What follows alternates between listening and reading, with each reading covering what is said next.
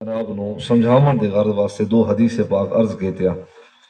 قبر دے اندر سزا بھی ہے عذاب بھی ہے انہاں دے واسطے جنہاں جو عذاب اور سزا دے مستحق ہوندے ہیں۔ آقا کریم صلی اللہ علیہ وسلم دا گزر ہویا قبرستان تو، حدیث بخاری حضرت ابو ہریرہ رضی اللہ تعالیٰ عنہ تو مرویات، آپ فرمیندے ہیں کہ نبی کریم صلی اللہ علیہ وسلم جس سواری دوتے حضور تشریف فرما ہن، اس سواری دی غیر معمولی حرکت دی وجہ تو حضور رک گئے۔ سرکار چونکہ قبرستان دے اندر داخل ہو چکے ہیں، باقی قبور نو بھی حضور نے ملاحظہ فرمایا، پر سرکار رک کے اس جگہ تے اس مقام تے آپ دی سواری رکی ہے جن دو قبراں دو تے عذاب ہوندا پیا ہے۔ نبی کریم صلی اللہ علیہ وسلم آپ اپنی سواری تو اترے اور سرکار نے ارشاد فرمایا کہ ان دو قبراں دوتے، یعنی کہ دو قبراں ہیں کہ جنہاں دوتے عذاب ہوندا پیا ہے۔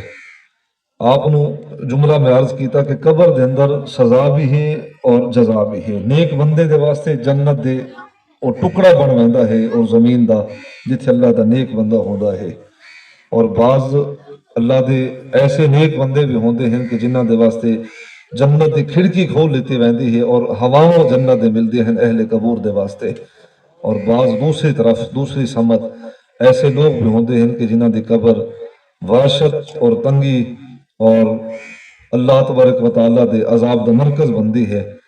تو نبی کریم صلی اللہ علیہ وسلم نے ارشاد فرمایا کہ انہاں دوتے عذاب ہوندا پیا ہے۔ صحابہ کرام علیہم رضوان نے عرض کیتا، حضور آخر انہاں دا کیا گناہ ہے جس دی بدولت انہاں دوتے عذاب ہوندا پیا ہے؟ صحابہ کرام علیہم رضوان دا عقیدہ ہے کہ اللہ دے رسول صلی اللہ علیہ وسلم وہ جان دے ہیں جو کچھ اساں نہیں جان دے۔ سرکار دی نگاہ نبوت تو قدرت ہم کوئی شے بھی پوشیدہ نہیں رکھے۔ جب خود خدا اپنے حبیب علیہ الصلوۃ والسلام تو انہیں پردہ نہیں فرمایا تو اللہ نے کائنات دی کوئی شے بھی اپنے حبیب علیہ الصلوۃ والسلام تو مخفی نہیں رکھے، اور آقا کریم صلی اللہ علیہ وسلم نگاہ نبوت دے نال عالم برزخ دے واقعات احوال و معاملات بھی حضور نے نگاہ نبوت دے نال ملاحظہ فرمائے ہیں۔ اس تو تے بدیگر حدیث پاک بھی ہیں، لیکن چونکہ وقت نہیں ایک حدیث پاک آپ اس سماعت فرماؤ۔ نبی کریم صلی اللہ علیہ وسلم نے ارشاد فرمایا، جب حضور تو پوچھا گیا کہ سرکار نہ دے گناہ کیا ہیں، حضور نے فرمایا کہ ایک کہا کہ پیشاب دے چھینٹے تو نہ بچدا ہا، یعنی کہ پیشاب جو کریندہ ہا اس دے چھینٹے تو نہ بچدا ہا۔ طہارت دے واسطے یعنی کہ پاکیزگی دے واسطے لباس دا صاف ہونا بھی لازم ہے اور جسم دا صاف ہونا بھی لازم ہے۔ نجاست خفیفہ ہو یا نجاست غلیظہ، علماء تشریف فرما ہے مسائل جان دے ہیں۔ نجاست خفیفہ جڑی چھوٹی نجاست ہوندی ہے اور نجاست غلیظہ جڑی کہ وڈی نجاست ہوندی ہے۔ دونوں نجاستاں دی صورت دے اندر اگر جب تک وہ دھو نہ گدا ونجے، انہوں صاف نہ کر گدا ونجے، اتنی دیر تک بندے نو طہارت نصیب نہیں ہوندی، یعنی کہ اتنی دیر تک بندہ پاک صاف نہیں ہوتا، نہ نماز پڑھ سکتا ہے نہ قرآن دی تلاوت کر سکتا ہے۔ یہ ایک اہم مسئلہ ہے، چونکہ اساں دیہاتاں دے وچ رہندے ہیں، میں بھی دیہاتی ہاں، تو دیہاتاں دے وچ لوگ انہاں چیزاں دا خیال نہیں رکھتے کہ لباس دا ستھرا ہونا بھی لازم ہے اور بدن دا ستھرا ہونا بھی لازم ہے۔ اللہ دے رسول صلی اللہ علیہ وسلم نے ارشاد فرمایا کہ ایک ہا جنوں عذاب ہوندا پیا ہے کہ وہ پیشاب دی چھینٹے تو نہ بچدا ہا۔ قرآن مجید دوجھا سپارہ غالباً آخری پارہ دے وچ اللہ تبارک و تعالیٰ نے ارشاد فرمایا، ان اللہ یحب التوابین و یحب المتطہرین، فرمایا کہ اللہ کو دو طرح دے بندے ڈاٹھے پسند ہیں۔ ایک او بندہ جڑا سچی توبہ کر گھندا ہے، اور دوجا او بندہ جڑا اپنی طہارت دا خیال رکھدا ہے۔ تو نبی کریم صلی اللہ علیہ وسلم نے ارشاد فرمایا کہ اندر گناہ ہے یہ کہ اپنے طہارت دا، پاکیزگی دا اور اپنے پیشاب دے چھینٹاں تو بچن دا خیال نہ رکھدا ہا۔ تو دوسرا جس نو عذاب قبر دے اندر جڑا مبتلا ہو چکا ہا، وہ اپنی زبان دا خیال نہ رکھدا ہا، چغلیاں کردا ہا۔ اس وقت اصحاب ثواب دی محفل ہے، اور ایک جملہ میں جناب نو عرض کرنا ہے، تقریباً 100 وچوں 99% امت اس بیماری دے اندر مبتلا ہو چکی ہے، غیبت دی بیماری دے اندر یا چغلی دی بیماری دے اندر۔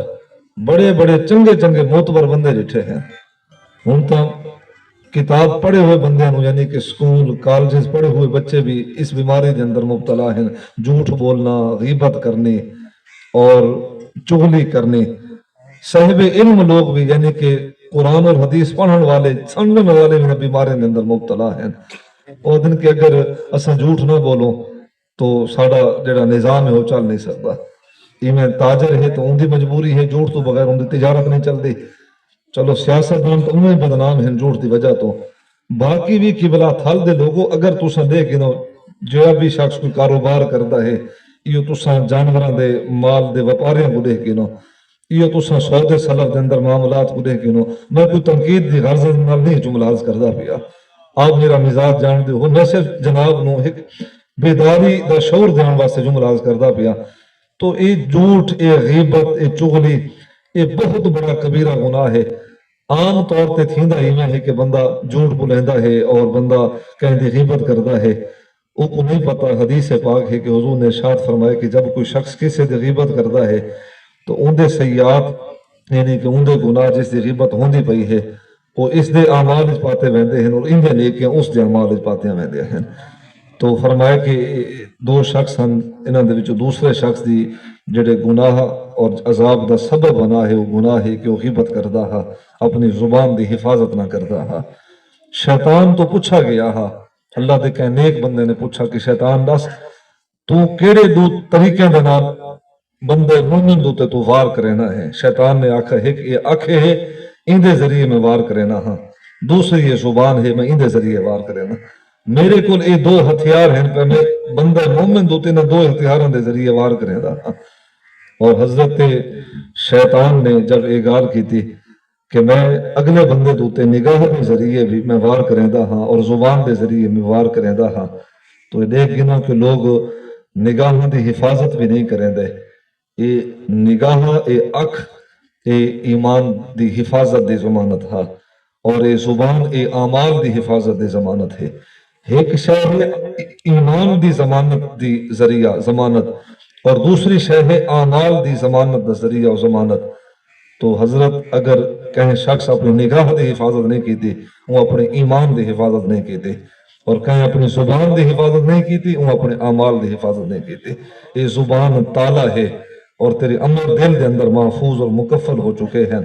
اگر زبان دی کہیں شخص حفاظت نہ کی تھی تو اس دے سارے اعمال ہوا جنہیں تیز آوے تا اللہ اکبر زمین دے ذرے اڑتے ہیں اور خشک پتے اڑتے ہیں اور ساری زمین دوتے قیامت برپا ہوئے دی۔ اسی طرح ایسی آندھی چلتی ہے جب کوئی شخص اپنی زبان دی حفاظت نہ کرے اس دے دل دے سارے نیکیاں اور اس دے سارے اعمال اڑ ویندے ہیں اور اس دی ساری دل دی جڑی کوٹھی ہے کال وہ ساری سیاہ ہو ویندی ہے۔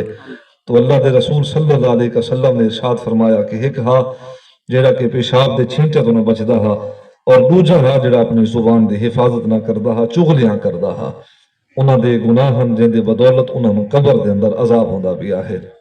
کلا سوف تعلمون ثم کلا سوف تعلمون، ان قریب تساں جان گنسو دیکھ گنسو وہ قبر ہے ان قریب، یقینی طور تے تساں دیکھ گنسو۔ اللہ نے پھر تاکید ارشاد فرمائی ثم کلا سوف تعلمون، یہ سننا تاکید دے واسطے آئے، یقینی طور تے دیکھ گنسو بھی قبر دے اندر جو کچھ ہونا ہے۔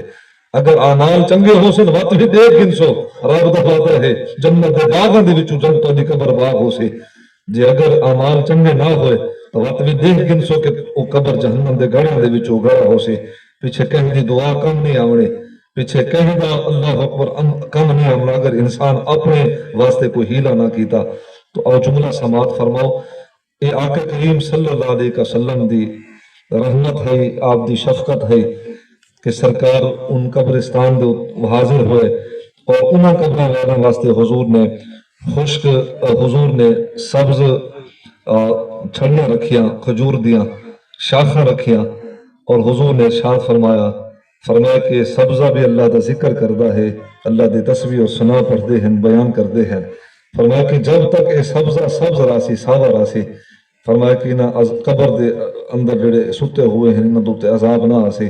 تو اللہ دے رسول صلی اللہ علیہ وسلم نے ایک تا اے عمل کر کے دکھایا کہ اگر کوئی سبز شے قبر دوتے رکھ دیتے ونجے تو اہل قبور نو ان دے ذکر دی بدولت اللہ تبارک و تعالی قبر والے نو راحت اور سکون عطا فرماتا ہے۔